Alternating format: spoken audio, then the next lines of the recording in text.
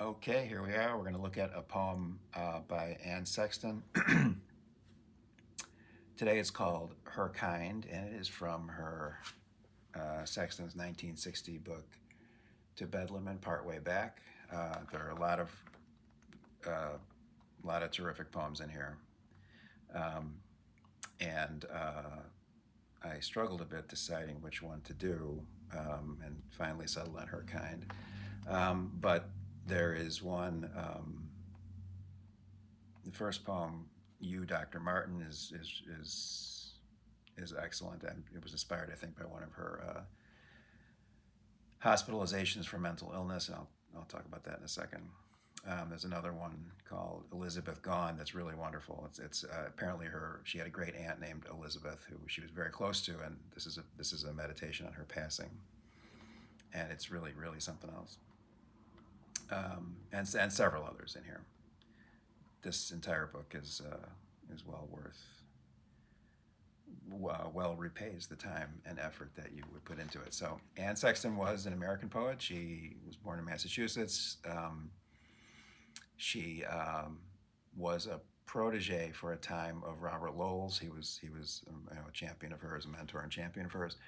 Um, uh, like him, she had the label confessional poet attached to her. I don't know if she embraced that term herself, but like his poems, hers are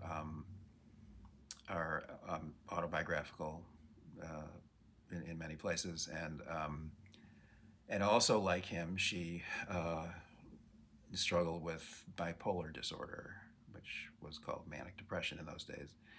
Um, she died at age 45 um, by her own hand in the 70s. So she was born in the 20s, and she died in, I think, 1974. There's some disturbing things about her biography. There apparently she, in her family, she was under care a number of times for her mental illness. She attempted suicide a number of times before finally succeeding, and within her immediate family, there was some abuse. She was apparently responsible for some abuse of her daughters, including sexual abuse of one of her daughters. Um, so all that's very disturbing and uncomfortable and so on. Um, and I suppose some people would say that someone who's a person of that sort isn't worth paying attention to in any way, shape, or form, except as um, as a bad person who and counterexample for how to live. But especially since art, does to some extent you know, involve one's moral life, one's moral imagination, and so forth. We touched on that a little bit with Ezra Pound, who also had some rough edges, let's say.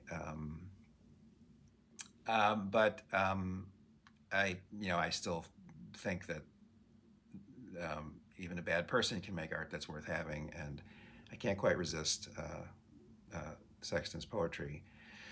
So, though I don't, though I have discomfort about it, I certainly do. Um, okay, so enough about that. So the poem is called Her Kind, and I'll read through it. Her Kind. I have gone out, a possessed witch, haunting the black air, braver at night, dreaming evil.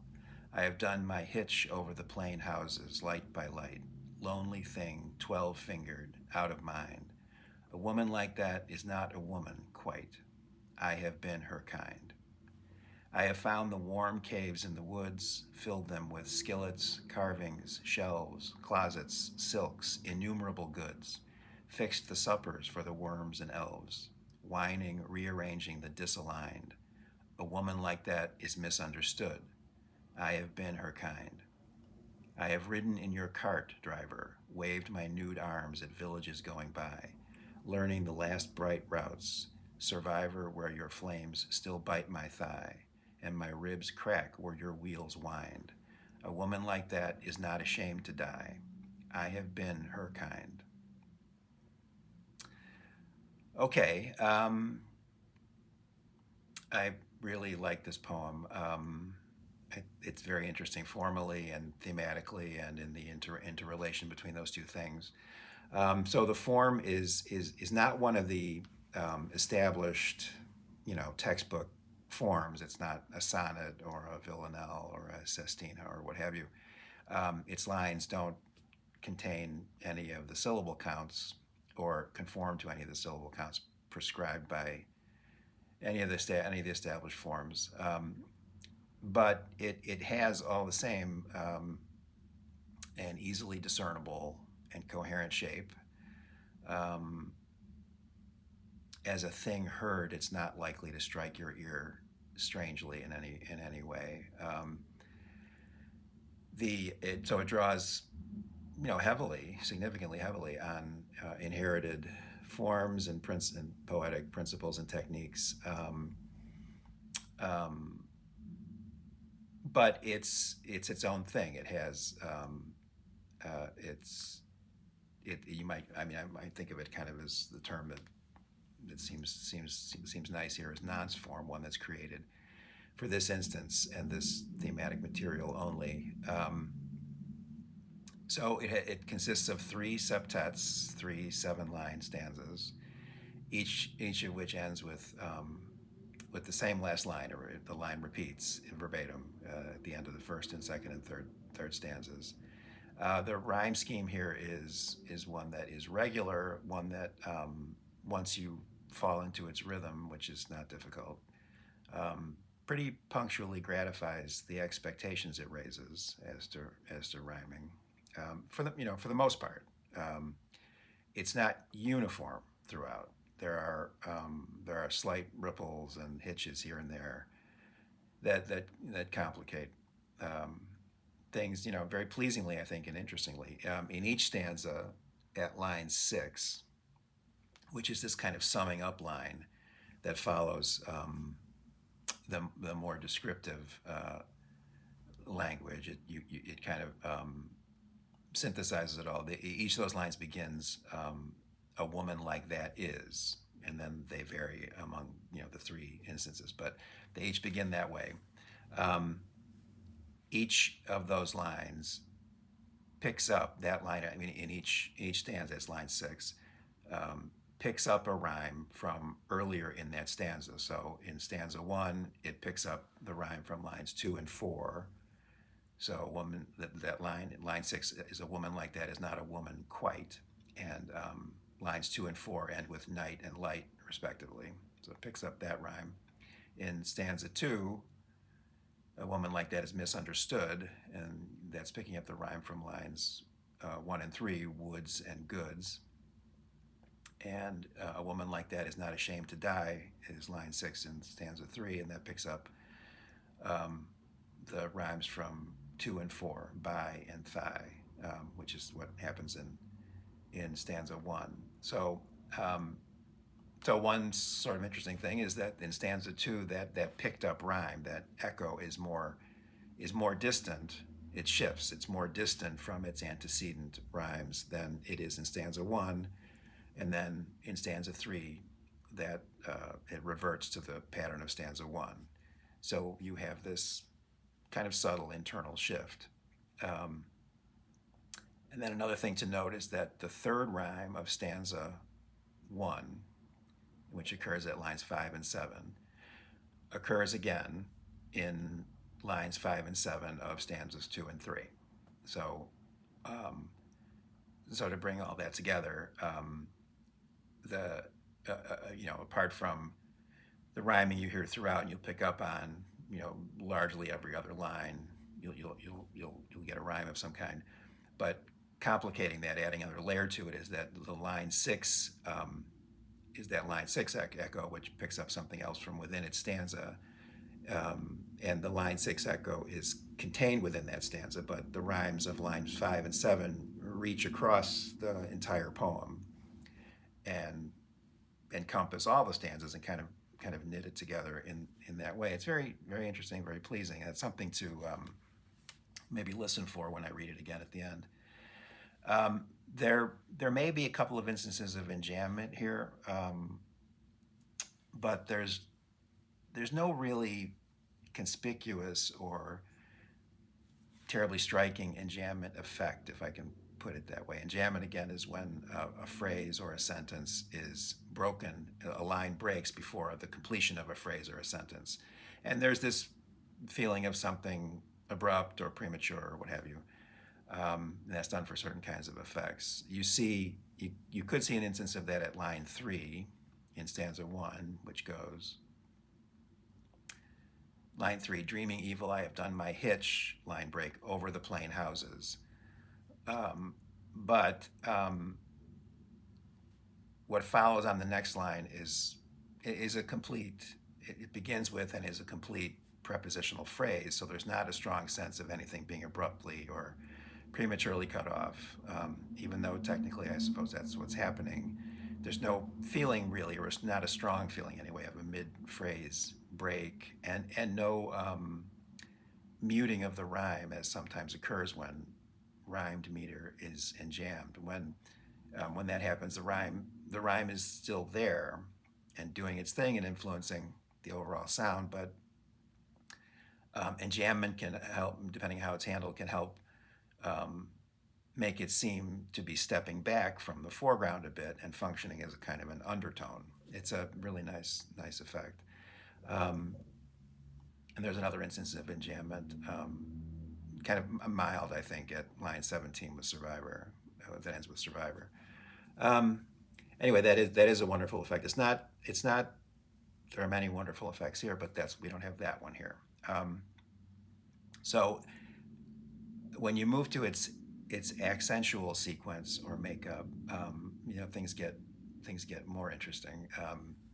It's forceful, it's emphatic, it's declarative and assertive and defiant and perhaps combative. And I'm anticipating some of the thematic substance of it before I actually get to it. But these accents fall heavily as kind of a succession of strikes or blows. The poem for me has real beauty, but it's not kind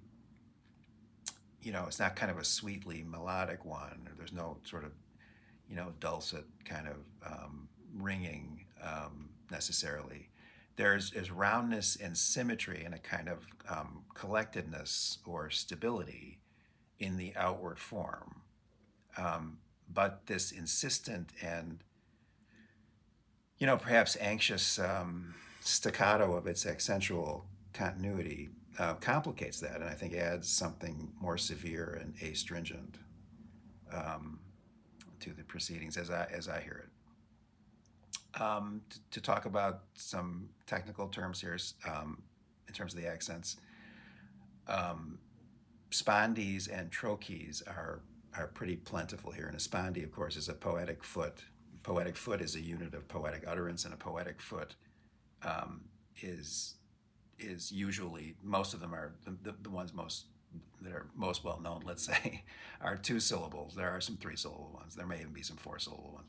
But there's two. And a spondee is a two syllable poetic foot where both syllables are accented.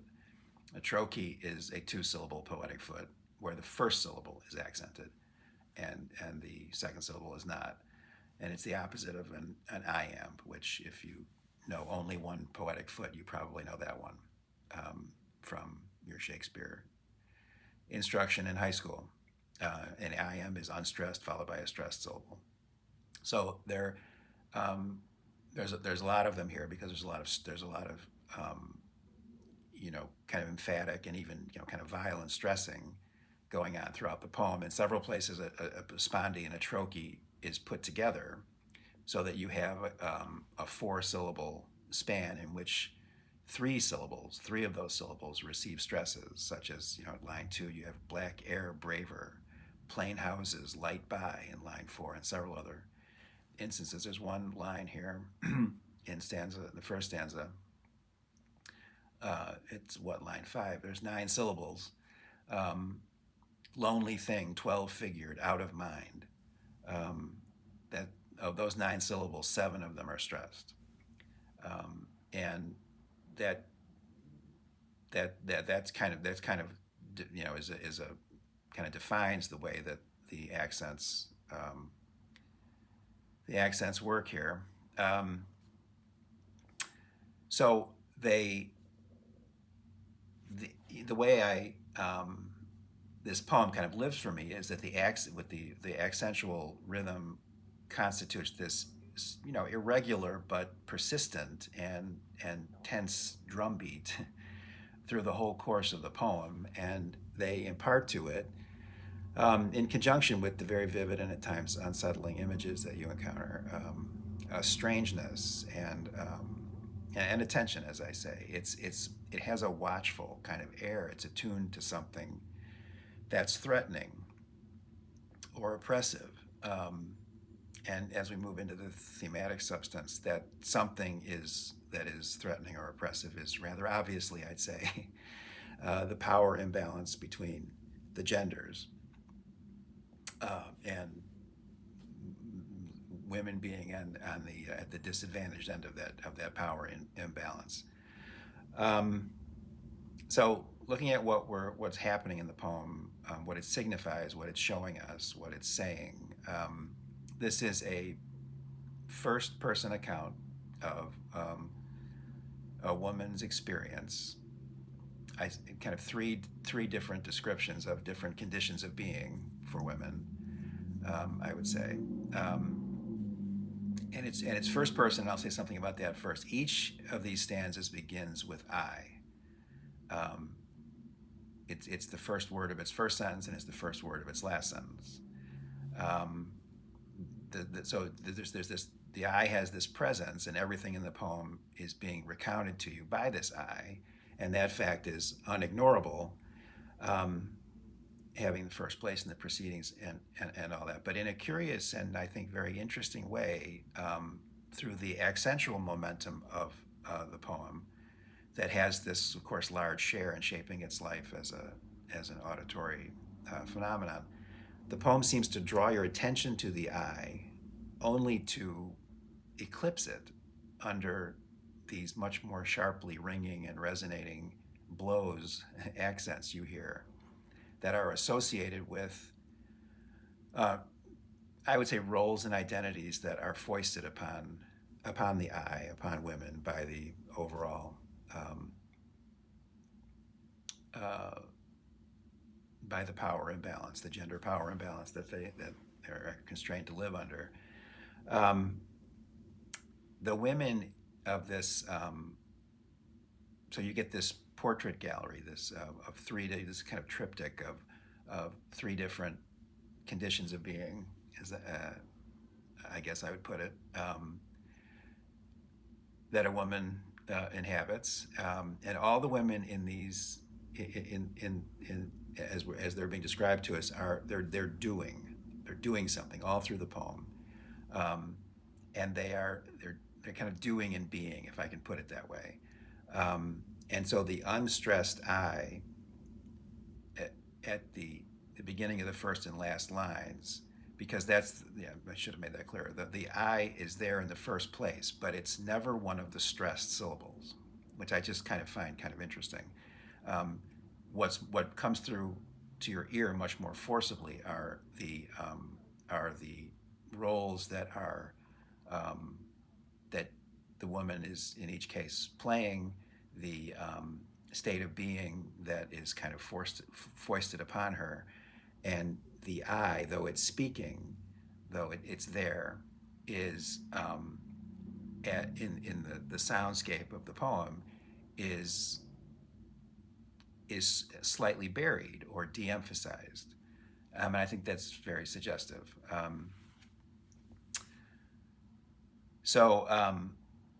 Yeah, the I is consistently unstressed, and it kind of struggles, therefore, to be heard, amid the clang of all the burdens being laid on her. So, for example, you look at the first one. I have gone out a possessed witch. So I would say these three ways of looking at a woman's experience I would say these three things are stereotypes. I think that the first one is that of a witch, the idea that a woman is threatening, that she's, of the devil, or at least of more susceptible to the influence of the devil or of evil than a man is.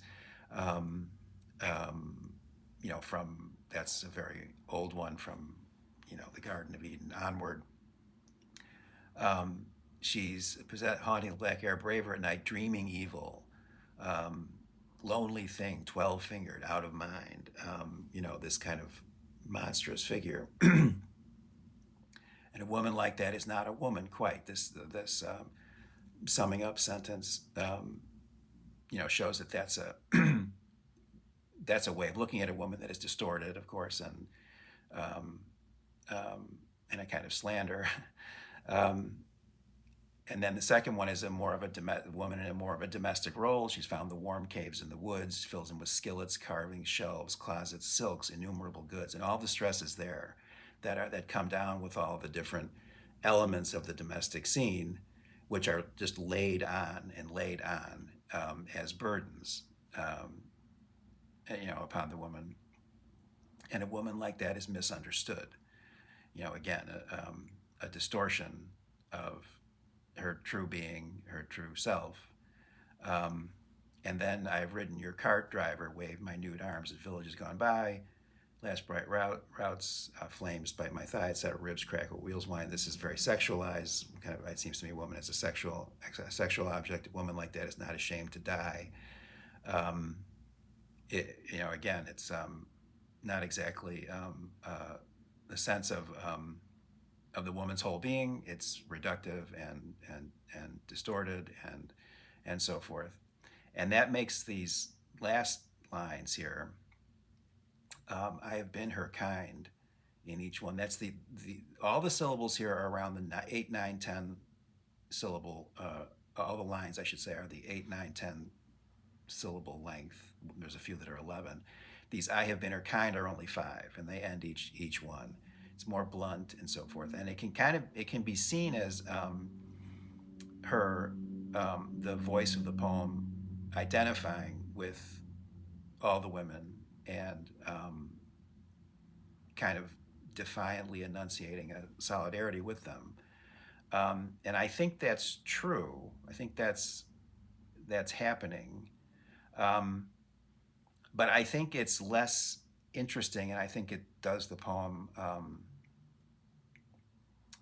It sort of sells the poem short a little bit to see that, to see those last line refrains simply as defiant expressions of solidarity with the women who are suppressed or marginalized in various ways, and nothing more than that.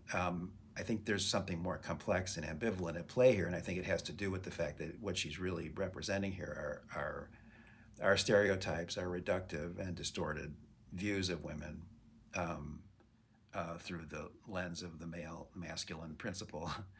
I think that note of solidarity, as I say, is there, but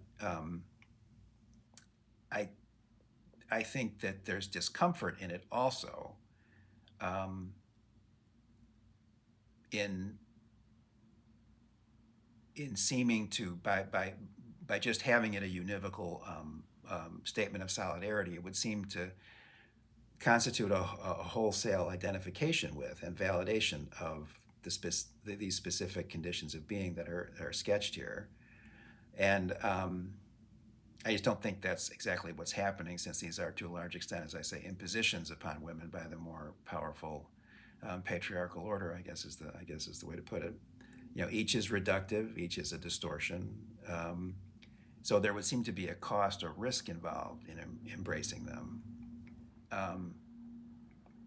That of seeming to accept and validate what are essentially reductive stereotypes. So I think with the intonation of the poem, and there's the anxiousness that I see in it or hear in it, I think takes something off of that, or complicates, I would say. I don't think that the identification is the statement of solidarity is any the less sincere or real, but I think there's more going on with it too, and I think it just shows something of the excruciating position that a woman can be in. It reminded me of there's a film you can see, and I believe it's still available on YouTube. I haven't checked in a while, but there was a film made of. It's called Town Bloody Hall, and it is it's the film of a debate, I guess, that was held in New York in the early '70s when Norman Mailer published his book, The Prisoner of Sex. Crazy book. It has some nice moments. I like Mailer, in a lot of ways, but this book was for very good reasons very controversial, and it was his take or appreciation on the gender relation, and so he appeared at this place and was in New York and was debating a panel of women, including Germaine Greer and Diana Trilling and others. I can't remember who all else, but in her opening statement, Germaine Greer made this really wonderful statement that I really thought was great. And she was kind of, I'm not going to do it justice, but she was kind of describing, as a person who wanted to have, a life, involved with art, whether creating it or appreciating it, but having art in your life and how you relate to it and so forth. That how she's torn between her awareness of what we would say now is the patriarchal character of the artistic tradition, as all our traditions, and at the same time her love for a lot of it because she grew up in it. She was educated in it, and there are going to be many works of arts and aesthetic approaches and thinking and so forth that she loves, that she is attached to, even as she recognizes this overall kind of regime that suppresses and reduces women. And it was just a beautiful statement, a forceful and beautiful statement, I thought, about that captured something of the excruciating position that such a woman is in. And I think that Sexton may be in that same place here. She uses the outward form of the poem, its body, you might say, is, as I say, drawn from inherited forms, and all these inherited forms are going to have the patriarchy's fingerprints all over them, so to speak. But I think she's, and the poem can kind of seem to be its outward kind of carapace is holding in or containing this its spirit, which is trying to sort of break out of it, by portraying a woman's experience in the way that it does, by the way that it sounds, its intonation, its intensity, that is in a way kind of at cross purposes with the sort of roundness and collectedness of the outer form. It's kind of enacting that kind of excruciating dialogue or dialectic, what have you. So, maybe the inherited poetic principles and techniques that are on view here are being used to kind of stage, or at least are functioning as in a way we can kind of perceive this staging of the struggle of women to be whole and to be themselves within its confines.